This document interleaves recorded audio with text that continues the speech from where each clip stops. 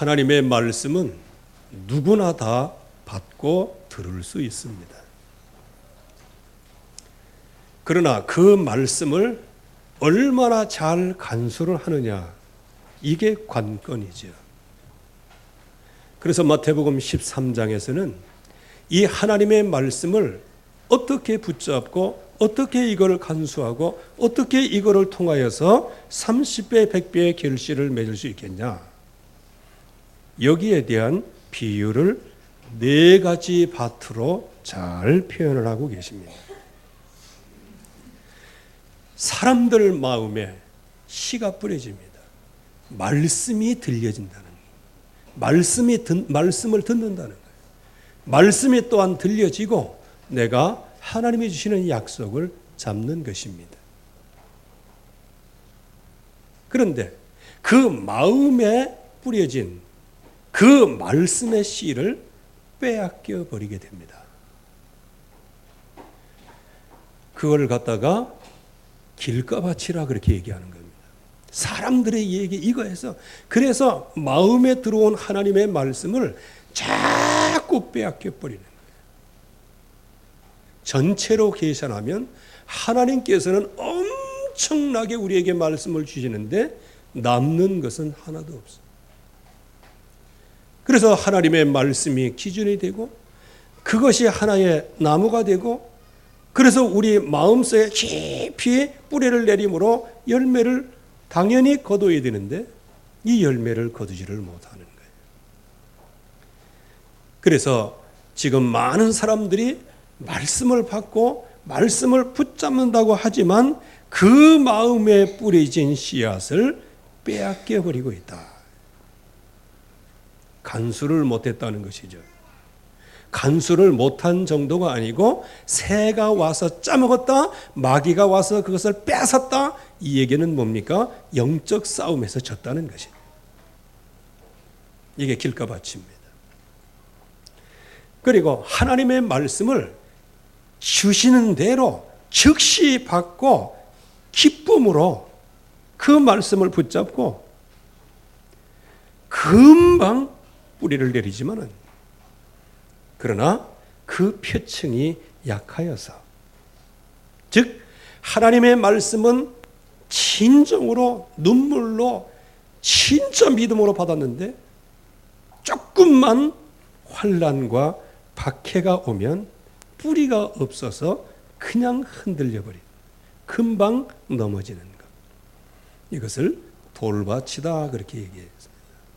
즉 하나님의 말씀은 들려와서 눈물도 흘리고 감격도 되고 철야도 하고 새벽에도 기도하고 그러지만은 조금만 환난과 박해만 오면 금방 쓰러져 버리고 마는. 그리고 또한 하나님의 말씀은 받기는 받았지만, 그래서 그 말씀이 내 안에서 잘 자라고는 있지만 세상의 염려가 너무 크고 재물의 유혹이 너무 크고 무엇을 먹을까, 무엇을 마실까, 무엇을 입을까 하는 이런 세상에 짜여진 그 문화의 유혹, 그것을 계속 받음으로 말미암아 결실을 맺지 못하는 말씀, 그걸 갖다가 가시떨기 밭에 떨어졌다 그렇게 말씀을 하죠. 그러나 여기에서 하나님의 말씀을 듣고 그 말씀을 마음에 깨닫는 자니, 그래서 100배, 60배, 30배 결실을 맺었다.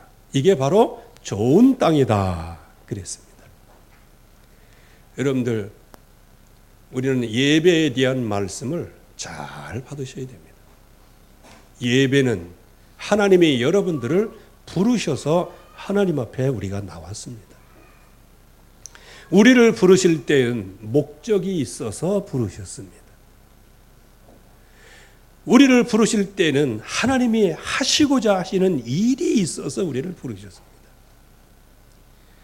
이거를 말씀으로 찾아내지 못하면 그거 뺏겨버리는 거예요. 말씀으로 찾아내지 못하면 환난과 박해가 오면 말씀 버리고 그냥 세상 따라가게 되어지고, 그리고 세상의 염려, 재물의 유혹 이런 것들 때문에 그 말씀이 내게 뿌리내리지 못하고 그게 열매를 거두지를 못하게 되어지죠. 그래서 항상 하나님이 주시는 그런 말씀에 여러분들이 많은 열매를 거두시기를 주의 이름으로 축원합니다. 그래서 하나님이 주시는 약속을 응답으로 받아야 돼요. 지금 우리는 예수 그리스도 안에서 새로운 피조물의 응답을 받은 사람이고요. 이제는 재창조의 축복을 받은 사람들이에요. 그러나 우리의 삶은 여전히 영적인 공황 상태가 있을 수도 있고 여러 가지 고민, 염려 이런 게 있을 수 있어요. 왜? 하나님의 말씀을 마음에 두기 싫어하니까 길가가 같이 되고, 하나님의 말씀은 마음에 두지만은 그러나 환난과 박해가 하나님의 말씀의 능력보다 더 강하니까 결국에 가서는 돌짝바 같은 신세가 되어지고, 또 말씀은 받았지만은 그러나 염려와 유혹 이것 때문에 계속 눌림으로 말미암아 말씀이 열매로 나타나지를 않는 것이죠. 그래서 우리는 이미 하나님께서 주신 축복이 있어요.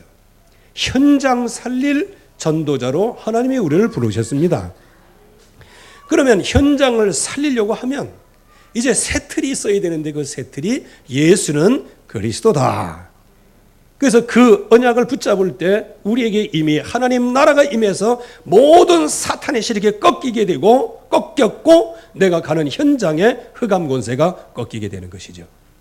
이 응답을 받을 때까지 기도해야 되는데 이 응답이 오기 전에 그 응답의 말씀을 뺏겨버렸어요. 그러니까 근원이 사라지니까 혼돈과 공허 속에 살아갈 수밖에. 이 엄청난 전도자의 축복을 우리가 받았지만은 그러나 그 뿌리를 내리지 못함으로 환난과 박해가 오면 전도자가 뭐고 세상을 사랑해서 가게 되어지는 거예요.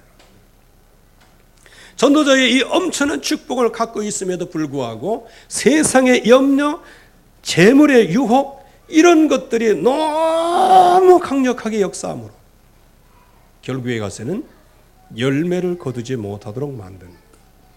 그래서 저와 여러분들이 하나님이 주시는 전도자의 축복을 받고 또 이렇게 열매를 맺지 못하게 하고 말씀을 빼앗기게 만들고 또한 뿌리 없이 환난과 박해 앞에서 쉽게 넘어지도록 만들고 염려와 재리의 유혹 앞에서 쉽게 말씀을 팔아버리는 이러한 배경이 뭔지를 알아야 되는 것이죠. 그게 바로 현장의 영적인 상태라는 겁니다. 내가 아무리 잘하고 싶어도 모든 사람들이 다 틀렸다고 그래. 그러면 내가 맞아도 세상 모든 사람이 틀렸다 그러면 그 틀린 것으로 내가 착각하고 있나 의심하게 되어지고 이것이 맞다라고 하더라도 세상으로부터 왕따를 당하게 되는데 그게 핍박이라는 겁니다. 그러면 이 세상의 영적인 상태는 어떻습니까? 그래서 요즘에 이 세상의 영적인 상태, 현장의 영적인 상태 이런 걸 보면서 성도들도 물론이고 우리 렘넌트들이 이런 엄청난 흑암의 영적인 그 폭풍우가 내리고 있는데 뭐 그렇다는 얘기는 아니고 제가 그렇게 느꼈다는 겁니다. 흑암의 폭풍우가 내려 쏟아지고 있는데 그냥 찢어진 우산을 가지고 가리고 있으면서 내가 보호받고 있다 이렇게 생각하고 있는 것처럼 느껴지더라는 거예요. 왜냐?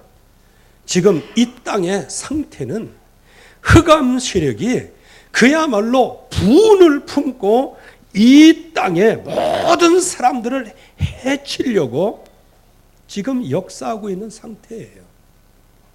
그래서 우리가 근신하고 깨어있지 않으면요 우리가 무감각한 자가 돼요. 왜 그렇게 되는지도 몰라. 나중에 가보니까 내가 아무 용신할 수 없는, 꼼짝달싹할 수 없는 올가미에 딱 걸려버렸어요. 어디서부터 그 문제가 왔는지도 몰라. 흑암 권세는 지금 분을 품고 이 땅에 내려왔어요. 자기 때가 얼마 안 남았어요. 그래서 어느 정도냐, 우는 사자처럼 두루다니며 삼킬자를 찾는다. 평상시에 사자의 전략은 어린 새끼, 병든 동물, 그리고 지잘났다고 대례에서 혼자 이탈해 있는 거, 이거를 주 타켓으로 공략을 하거든요. 그런데 그게 아니에요. 이제는 우는 사자요. 우는 사자는 눈이 뒤집어졌어요. 그렇기 때문에 우는 사자라는 것은 무슨 얘기인지 아십니까? 자기의 위험을 감수하고 뭘 하겠다, 그런 정도가 아니에요. 자기 위험이 있는지 없는지 그거 모르고 그냥 냅다 아무거나 먹는다는 거예요. 그러니까 쉽게 얘기하면 굶주린 사자는 코끼리를 봐도 먹으려고 그러는 거예요. 굶주린 사자는요, 악어를 봐도 먹으려고 하는 겁니다. 굶주린 사자는요, 어떤 동물도 무조건 나타나기만 하면 잡아먹으려고 그래. 하마까지 잡아먹을 수있다. 그 말이 무엇입니까? 지금 교회고 애들이고 어른이고 주의 종들이고 중직자들이고 닥치는 대로 눈에 보기만 하면 그냥 다 잡아먹는다는 거예요. 지금 우는 사자와 같이 두루다니며 삼킬 자를 찾는다. 그래서 너희는 마귀를 대적하라. 그러면 너희를 피하리라. 이게 우리가 이걸 붙잡아야 되는데 거의 대부분 우는 사자와 같이 두루다니며 차리니까 두려워가지고 주저앉다가 그냥 먹혀버리는 거예요. 그러면 이 우는 사자가 결국은 우리가 넘어뜨리는 걸 알아요. 우리가 사자의 밥이 된다. 그렇게 해서 우리가 넘어지지 않는다는 걸 알고 있어요. 핍박을 받는다. 그렇게 해서 우리가 안 넘어진다는 걸 알고 있다니까요. 그러니까 그 모든 사람들 지금 이 시대에 그야말로 모든 역량을 총동원해서 집중해서 결국은 죽이고 멸망시키는데 결국은 하나님의 말씀만 떠나면 이게 되어진다는 거예요. 이거를 사탄이 귀신같이 하는 거예요. 근데 우리만 지금 모르고 있는 거예요. 하나님의 말씀을 주셨어요. 무슨 말씀을 주셨습니까? 예수는 그리스도! 이 언약을 주신 거예요. 주는 그리스도시요 살아계신 하나님의 아들이십니다. 이 약속만 붙잡아도 흑암 권세는 한 길로 왔다가 일곱 길로 물러가고, 이 약속만 붙잡으면 너는 반석이다. 그 반석 위에 내가 내 교회를 세우리니 그 결과로 음부의 권세가 이기지 못할 거다. 이렇게까지 하나님께서 약속을 주셨는데 이 약속의 마음에 안 남아있어. 길까봐. 이 약속을 붙잡지만은 환난과 박해가 오면 쉽게 말씀을 놓아버려. 그리고 유혹받고 염려 속에서 이 말씀을 놓쳐서 이게 열매를 맺지 못해. 이게 지금 흑암의 역사란 말이죠. 이게 지금 어떤 전략을 핍니까? 창조주 하나님, 그 하나님을 잃어버리도록 만드는 거예요. 여러분들 보세요. 지금 이 세상에서 하나님의 살아계심을 눈 씻고 한번 찾아보시라고. 그리고 교회 내에서도 하나님의 살아계심이 진짜 있나? 나 자신부터 한번 우리가 깨달아 봐야 돼요. 정말 하나님 살아계십니까? 이거를 지금 흑암 권세가 하나님에 대한 존재를 막는 거예요. 공중 권세를 잡고 있어요. 그래서 우리가 공중 권세 이거를 뚫어야 하나님을 만나게 되는데 이 공중 권세 이거를 누가 뚫을 수 있어요? 그래서 하나님께서 하나님됨을 보이시기 위하여 그 흑암 공중 권세 잡은 그 흑암 권세를 꺾으시고 이 땅에 오셔서 저와 여러분들을 위하여 십자가 달려 죽으시고 3일 만에 부활하사 부활의 첫 열매로 우리를 영원한 영생의 대열로 불러주신 겁니다. 이게 하나님의 살아계심이란 말이에요.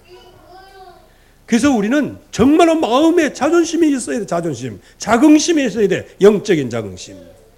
여러분들 하나님의 살아계심을 알아야 여러분들의 인생 존재가 성공하는 존재예요. 이거 절대로 이게 흑암 권세가 지금 이거를 지금 놓치도록 만드는 거예요. 내가 아무리 잘 먹고 잘 살면 뭐래? 하나님이 나를 창조하신 걸 모르면. 그러면 결국에 가서는 동물적인 인생을 살아가는 거란 말이에요. 그래서 이 흑암 권세는 생육하고 번성하고 땅에 충만하고 땅을 다스리고 정복하라. 그때 아담과 하와에게 그 메시지를 주셨을 때 뱀은 마귀는 옆에 있다가 그냥 가슴에 철렁 내려앉았을 거예요. 왜? 다스리고 정복. 누구를 정복한다는 얘기예요? 그러니까 쉽게 얘기하면 뱀은 옆에 있다가 뭐라고 얘기하겠어요? 이제 난 죽었다. 왜? 인간을 지으신 목적이 흑암 권세를 완전히 아작내고 박살내고 이제는 전 땅끝까지 이르러 하나님의 살아계심을 증거하는 사람으로 만드셨으니 이 큰일 난 거 아니에요, 마귀가. 그러니까 살살살 공작을 펴은 거예요. 동산의 모든 나무의 실과는 다 먹지 말았겠지. 이게 뭔지 아십니까? 유도신문이라는 거예요. 그래서 그 창세기 3장 이거를 연구를 해가지고 검사들이 이렇게 뭔가 질문할 때 쓴다는 겁니다. 유도신문이에요, 유도신문. 이번에도 장가에 이렇게 나올 때 어떤 분이 유도신문에서 아주 딱 올가미랑 팍 씌우니까 이야 참 잘한다고 그러는데 올가미 씌우는 게 아니고 원래 그 사람이 그런 혐의가 있는데 그거를 그냥 입으로 실토하게 했다는 거예요. 그냥 숨기지 못하게. 그건 올가미 씌운 건 아니고요. 모든 나무 열매를 먹지 말라 했지. 그러면 먹지 말라 했어? 아니야. 다른 건 다 먹을 수 있으되 이 선악을 알게 하는 나무의 열매를 먹지 말라는 거예요. 그렇게 얘기했으면 얼마나 좋겠어요. 이것만 먹지 말라. 이거는 보지도 말고 만지지도 말고. 이거 먹으면 죽을까 하노라. 이렇게. 그렇게 치고 들어오는 거예요. 그래서 결국에서는 하나님을 떠나서 정령 죽으리라 이게 찾아왔는데 그게 인생 문제의 모든 시작이에요. 차라리 조금 악으면 사기치고 거짓말하고 사실은 그거는 이 세상에 인간 사회에서 실정법이지 하나님 앞에서는 그게 그렇게 큰 게 아니에요. 진짜 큰 범죄는 뭐냐? 하나님을 모른다는 게 진짜 큰 거예요. 그래서 인생의 문제가 뭔지 몰라. 그러니까 여기 가서 빌고 저기 가서 빌고 그러면 또 마음에 또 여러 가지 강한 마음을 품으면 이게 뭔가 다 되는 줄 알고 착각을 하는데 이 문제가 어떻게 그렇게 해결돼요? 결국 인간의 근본 문제가 뭔지 모르는 거예요. 영적인 싸움에서 실패하고 그래서 마귀에게 완전히 속아서 결국은 하나님의 말씀을 떠난 것인데 그게 인생의 큰 문제인데 그걸 모르는 거예요. 그렇다면 우리에게 있어서 최고 인생의 해답이 뭘까요? 하나님 말씀을 붙잡는 게 인생의 해답이에요. 그런데 이 흑암 권세는 하나님 떠나도록 만들어요. 어떻게? 마음밭에 씨를 하나님의 말씀에 씨를 뿌려 주셨는데 그거를 그냥 빼앗겨 버리도록 빼앗아 가버리는 거예요. 그리고 그 말씀을 박해와 환란이 있으면 쉽게 그 말씀을 포기하도록 모든 환경들을 그렇게 만들어 가는 것이죠. 그러니까 인생 문제가 어디서 왔는지를 모르는 거예요. 인생 문제가 어디서 왔는지 모르면 하나님께서 제시하신 유일한 여자의 후손 피 언약 임마누엘 주는 그리스도시여 살아계신 하나님의 아들 말씀이 육신이 되어 우리 가운데 있어서 우리의 죄를 놓고 모든 인간의 죄를 십자가에 다 치시고 다 이루었다 말씀하시고 누구든지 주의 이름을 부르는 자는 구원을 얻으리라고 유일한 길을 마련해 놓으시는데 지금 이 세상에 구원받는 길이 얼마나 많다고 얘기합니까? 이게 흑암 세력에 지금도 많이 속이고 또 속이고 또 속이고. 그래서 그 전에 우리가 기도했지만 종교차별금지법 이런 것들이요, 교회를 무너뜨리려는 전략입니다. 특별히 동성애 합법화 이런 거요, 그 교회를 무너뜨리는 전략이에요. 그것 때문에 지금 교회가 풍비박산 났어요. 아무것도 아닌 사이드의 것을 갖다 그 문제를 이슈 삼아서 오직 예수는 그리스도 유일한 하나님 만나는 길, 이거를 희석시키고 있는 거예요.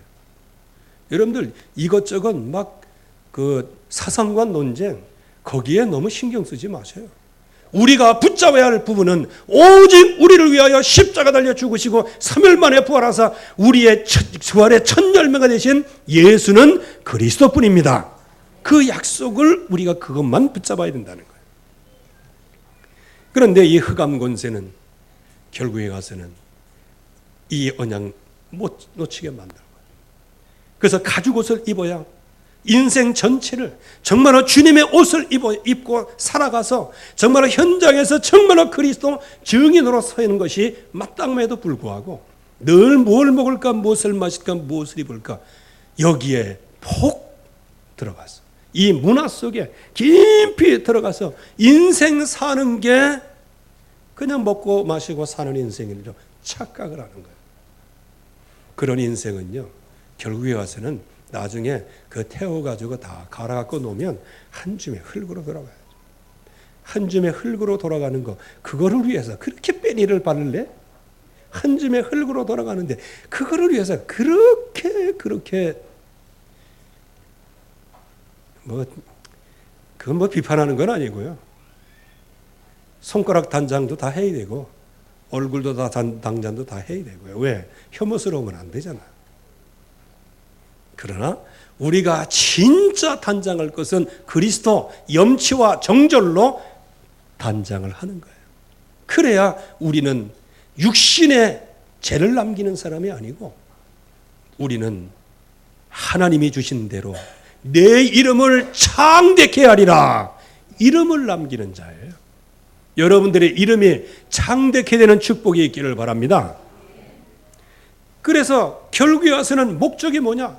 하나님께서 주시는 놀라운 축복들을 유업으로 받지 못하도록, 즉 뿌려진 그 엄청난 말씀의 씨를 놓치도록 만드는 거예요.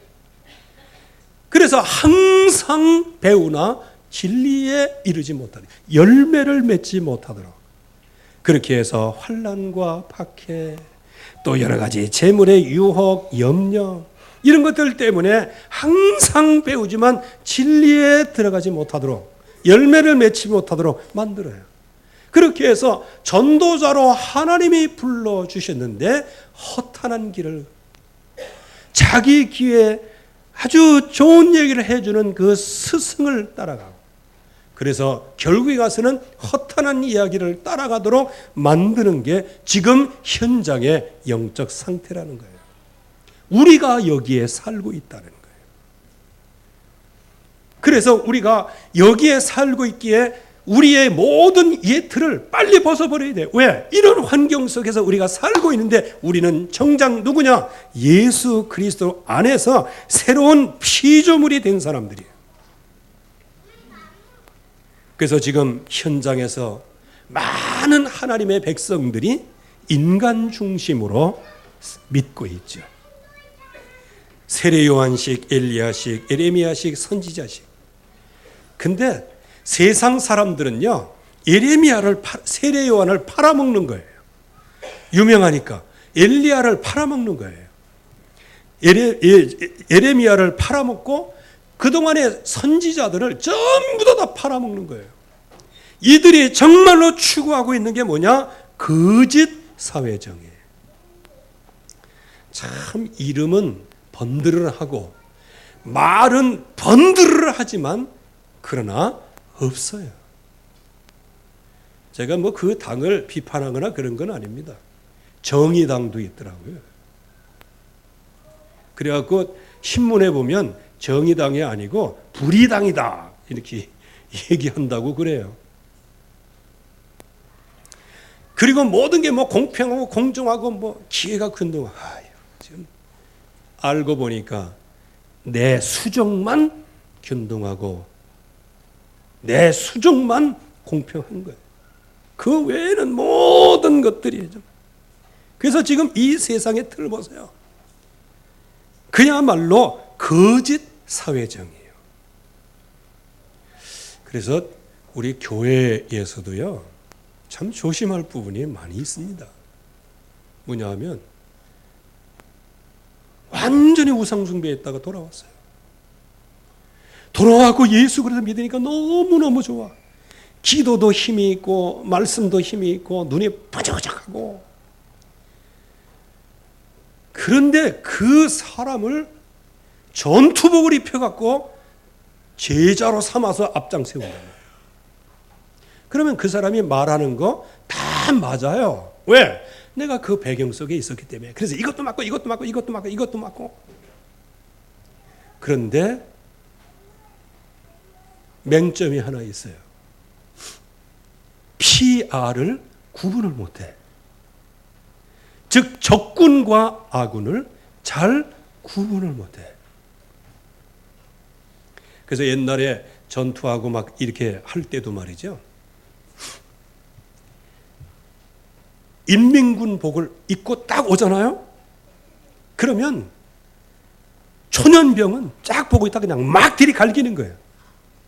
그런데 고참은 뭐냐? 딱 오는 거 보고 저거 우리 아군이다 이렇게 보는 거예요. 왜? 작전 나갔던 아군이에요. 그거를 분별하려면 초년병이 그거 분별하나? 못하지. 그냥 인민군 입었으니까 저거는 인민군이다 하고 쏘는 거지. 작전 나가서 그 복장을 가지고 작전 나갔다가 돌아온다 이 얘기는 잘 못하잖아. 그래서 이렇게 그냥 갑자기 돌아온 그런 사람들 막 그냥 뭐 간증하라 뭐하라 해가지고 복음에 뿌리 내리기 전에 먼저 총 막 쏴가지고 나중에는 아군인지 적군인지 구분을 못하고 막 쏴대는 거예요. 막. 그래서 목사님의 설교 한 번 잘못한 거, 그 실수 하나, 그것도 한 10년 전에 그거 캐내다가 이 사람은 이런 사람이다, 뭐 이 사람은 좌파다, 이 사람은 동성애 옹호론자다, 이렇게 지금 하고 있는 거예요. 지금 현재와 미래가 어떤지. 사람이 다 실수가 있잖아. 그래서 사도 바울도 하나님께서 처음부터 구원을 해서 전도자로 섰지만 바울이 전도자로 섰을 때 제자가 한 명이라도 나왔어요? 한 명의 제자도 안 나왔어요. 아라비아 광야에서 13년 동안을 하나님 앞에서 훈련을 받았어요. 그 다음에 이제는 바나바를 통하여 시간표가 되니까 바울을 데려오고 그때부터 역사가 일어나서 사도행전 13장에 첫 선교사로 파송이 되고 그 후에 바울이 어떤 역사가 일어나는지 여러분들이 그야말로 우리가 말로서는 상상할 수 없는 그런 일들이 일어났어요. 몇 년이 있었다? 13년을 하나님께서. 뭐 신학이 부족해서 13년이 있었겠어요. 그리스도 못 깨달아서 13년 동안 있었겠어요. 하나님께서 전 세계에 준비하는 기간이었어요. 그래서 초신자가 역사 많이 일어나고 그러는 것도 다 중요하지만 이런 저명한 사람이 막 그렇게 됐다. 그래갖고 자기도 모르는데 막 나가서 얘기하다 보니까 그냥 그리스도께 뿌리 내리지 못하는, 그래서 항상 비판하는 입장에 서서 아군에게 자칫 잘못하면 총질을 하고 자중질환을 일으키는 사명자가 또 다른 분란의 핵심에 서게 되어진다는 거예요. 그래서 우리는 이 세상의 거짓 사회정의 여기에 쏙지 말아야 하고 거짓 신비주의에 절대로 쏙지 말아야 됩니다. 현실에는 눈 감고 그냥 나만 능력 있으면 된다는 거예요. 나의 거짓말은 상관없어. 사회가 정의로워야 된다. 이렇게 얘기하는 거예요. 거짓 박애주의, 다른 사람을 위한다고 하면서도 자기 만족을 위하여 자기 의를 드러내기 위하여 거짓 종교생활, 배경 없는 종교생활, 대상이 없는 종교생활을 하는. 그래서 지금 사도행전 우리가 지난주에도 읽어봤지만은요, 거기에 나은 사람, 주변 사람들 보세요. 베드로, 요한을 꽉 붙잡았어요. 왜? 이건 엄청난 기적의 역사예요. 42년 동안 안진뱅이로 태어나면서 안진뱅인데 이 사람이 거기서 완전해서 걷기도 하고 뛰기도 하고 하나님을 막 찬송했어요. 찬송하다 보니까 야, 이거 내가 왜 이렇게 된 거야? 정신 차려서 보니 베드로와 요한이 있어요. 베드로와 요한을 꽉 붙잡은 거예요. 주변 사람들도 그 안진뱅이가 일어서는 걸 보고 놀라서 그냥 꽉 몰려드는 거예요. 왜 그럴까요? 베드로의 능력과 베드로의 표적을 봤기 때문에. 그런데 이 베드로의 능력이었어요? 베드로의 표적이었냐고요? 그게 바로 무엇입니까? 사람의 권능과 경건을 통해서 이렇게 일이 되어진 것이 아닌데 세상 사람들은 조금만 모하면 그거를 승상하는 거예요. 그래서 보세요. 그 전에 참 대통령 되기 그거 참 하나님이 세우시는 건 세우시는 것인데, 특별히 그 노무현 대통령 그 전에 이제 돌아가셨지만 참 그분이 이렇게 하는 거 보면 이야, 참 이렇게 되려고 그러는지는 잘 모르겠는데, 어쨌든 간에 뭐 이것저것 말고 그 사람이 이름 없는 사람이었어요. 어떻게 다 국회의원 됐어요? 초선. 청문회 나왔어요. 청문회에서 몇 마디 막 했어요. 그때 누가 청문회 대상으로 나왔어요? 전두환 대통령이 나왔잖아. 그 사람은 누구든지 세상에 많은 사람들이 프레임이 해가지고 그 사람 욕하면 박수치는 그런 세상이었어요. 그때 그냥 자기 앞에 있는 그거 뭐예요? 명패. 그걸 거기다 집어던진 거 아니야. 텔레비 쫙 낀 내 앞에서. 요즘 같으면 그거 교도소 가야 됩니다. 인기 짱이 됐어요. 나중에 대통령 후보가 됐어요. 3%밖에 안 돼요. 3%. 그런데 그거를 공작하고 이야, 청문회만 잘해도 대통령 돼. 그래서 청문회 스타라고 하는 게 이제 그게 올라온 것이단 말이에요. 왜 그런지 아십니까? 조금만 돌출하고 조금만 모한다. 그러면 사람들이 우르르 몰려가고 그 사람 붙잡고 사람의 권능과 경건을 가장 숭배하는 이게 이 세상이에요. 그래서 이 세상에서 우리가 조금만 예수가 그리스도 이 언약을 붙잡으면 현장의 역사 반드시 일어나게 됩니다. 그런데 문제는 뭐냐? 지금 하나님의 예언한 말씀이 있어요. 마지막 때에 징조를 말씀하셨어요. 사람들의 미혹을 주의해라. 능력과 표적으로 그리스도를 가장하게 될 것이다. 이럴 때 우리가 조심해야 된다는 거예요. 그러면 저와 여러분들의 현장 증인으로 진짜 세트를 응답으로 진정으로 붙잡고 우리가 갱신해야 될 부분이 뭐냐? 첫째, 여러분들이 복음으로 응답받아 영적 무장을 하시기를 바랍니다. 무장이 돼 있어야 돼요. 사령관이면 뭐해? 란닝구하고 빤스만 입고 있는데 죽는 거예요.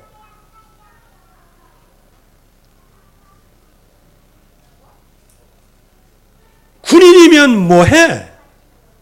총이 없는데. 영적인 무장을 해야 돼.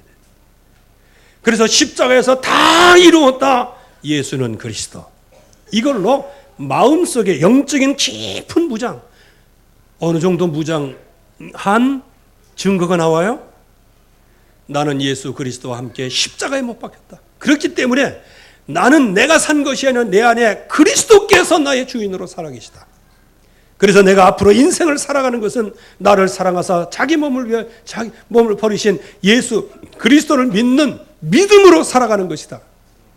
이게 영적 무장. 이 영적 무장에 응답을 받은 사람이에요. 이 엄청난 축복을 받아놓고도 우리의 능력을 전부 다 누구에게 뺏겼냐? 능력의 말씀, 언약의 말씀을 전부 다 마귀가 다 뺏어갔어요. 우리는 이 마귀 세력에 썩지 말아야 되는 것이죠. 그리스도 안에 있으면 새로운 피조물이다. 이전 것은 지나갔으니 보라 새 것이 되었도다. 이것으로 여러분들이 영적 무장을 먼저 하시기 바랍니다. 또 여러분들 생각할 때 그 얘기 내가 들은 얘기인데 아는 얘기인데, 그러니까 습관의 함정에 빠지고 계속 들으니까 뭔가 되는 것 같은데 실제적으로 현장에서 보면 아무것도 되어지는 게 없는 거예요. 우리가 영적인 무장을 먼저 해요. 그러면 복음 중심의 응답을 받게 되는데 이게 자기 자신을 무장하게 되어지는 거예요. 나 자신을 무장한다는 게 뭘까요?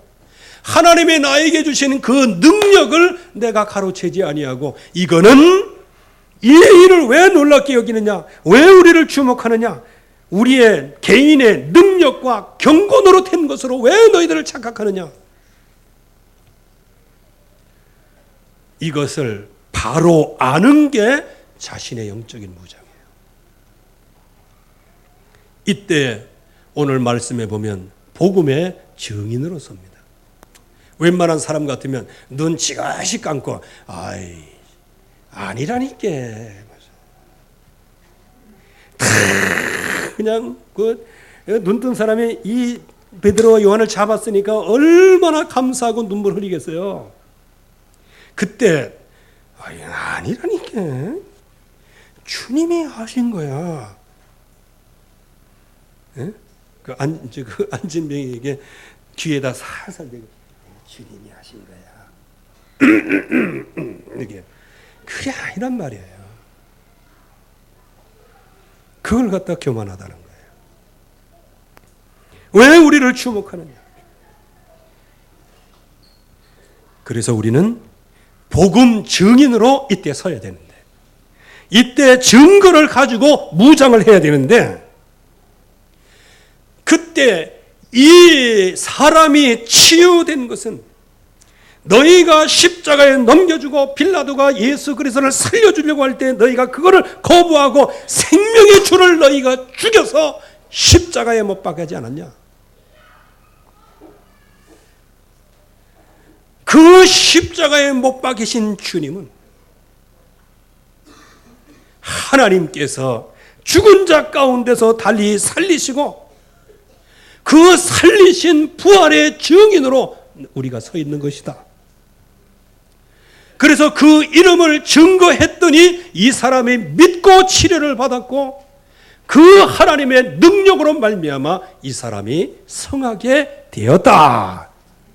이때 살살 증거한 게 아니고 모든 사람 앞에서 이 십자가와 부활을 증거한 거예요. 혹시 여러분들이 어떤 현장에서 다락방하면서 말씀 운동하면서 역사가 일어납니까? 그때 은혜 많이 받았어요. 하나님께서 하신다니까. 그냥 아니라니까. 은혜 받았어요. 그러면서 막 봉투 하나 주고 막 그러면 이게 아닌데 이거 자꾸 왜 이렇게. 그때 뭐라고 얘기해야 됩니까? 이것이 왜 나에게 준 내가 하는 말로 생각하십니까? 이것이 내가 당신에게 주신 은혜라고 생각하십니까? 나를 위하여 십자가 달려 죽으시고 부활하신 그 주님을 내가 믿었더니 하나님이 이런 은혜를 내가 베풀어 주셔서 지금 당신에게 은혜를 받게 하고 있는 겁니다. 이렇게 얘기해야 된다는 거예요. 이게 전도자의 제1의 갱신이에요. 그래서 여기에 말씀하잖아요. 회개하고 돌이키라. 그리스도의 고난, 즉 죽으셨다가 3일 만에 부활하시는 것은 하나님의 약속하신 것이다. 그러나 너희들이, 당신들이 알지 못하여, 그 예수 그리스도를 알지 못하여 십자가에 못 박여 죽게 하고, 그러나 그 예수 그리스도는 다시 살아나셨다. 그러기에 바로 이 예수 그리스도를 믿고 돌이켜라. 이거를 말하는 거예요. 그러니까 여러분들을 자꾸 칭송하는 사람, 그 사람에게 이건 십자가 부활이다. 회개하고 돌이켜라. 왜 사람의 경건과 능력을 붙잡냐. 이렇게 말해줘야 되는 거예요. 그래서 여기에 죄사함을 받으라. 새롭게 되는 날이 반드시 오게 될 것이다. 그랬어요. 자, 우리는 이제 현장 증인으로 서는 사람입니다. 하나님은 어쨌든 간에 저와 여러분들을 전도자로 부르셨고요. 이제 우리가 갱신을 해야 됩니다. 그냥 작은 것 말고 큰 틀에서 정말로 영적인 무장하고 증거로 확실하게 무장해서 하나님이 주신 은혜를 나의 것으로 착각하지 말고 하나님이 주신 그 은혜로 많은 생명이 그리스도를 알고 이해하고 그리스도를 영접하고 그들이 진정으로 하나님 앞에 돌아오도록. 그래서 그들이 여러분들의 발을 잡을지라도 그들이 여러분들의 경건과 그 사명 그것을 붙잡더라도 저와 여러분들은 십자가와 부활과 그리고 이렇게 사람을 따라다니고 사람에게 대하여 한 것이 아니고 이 모든 것이 하나님의 은혜로 된 거기에 당신은 회개하고 하나님 앞에 돌이켜라. 이렇게 말할 수 있는 것. 이게 바로 현장 증인의 가장 중요한 갱신입니다. 지금 많은 사람들이 다 은혜를 받고 있지만 그러나 전부 다 어떻게 돼요? 그냥 자기 깡통 차고 자기 주머니 차고 그래서 겉으로는 이거 다 하나님의 은혜로 된 거라고 얘기하면서도 그러나 내심으로는 말이지 그게 교회를 무너뜨리는 것이고 한국 교회를 무너뜨리는 것이고 세계 교회를 무너뜨리는 거예요. 왜? 사탄이 역사하기 때문에. 그래서 우리 모두가 예수 그리스도 안에서 풍성한 응답을 누림으로 새로운 갱신이 시작되기를 주의 이름으로 축원합니다. 하나님의 은혜 감사합니다. 오늘도 주의 능력과 주의 역사로 함께해 주시니 감사합니다. 주께서 지금 성령으로 역사하사 우리로 하여금 온전히 십자가와 부활과 또 이 피 언약으로 모든 사람들을 회개하고 돌이킬 수 있도록 쓰임받게 하여 주시옵소서. 예수 그리스도의 이름으로 기도하옵나이다. 아멘.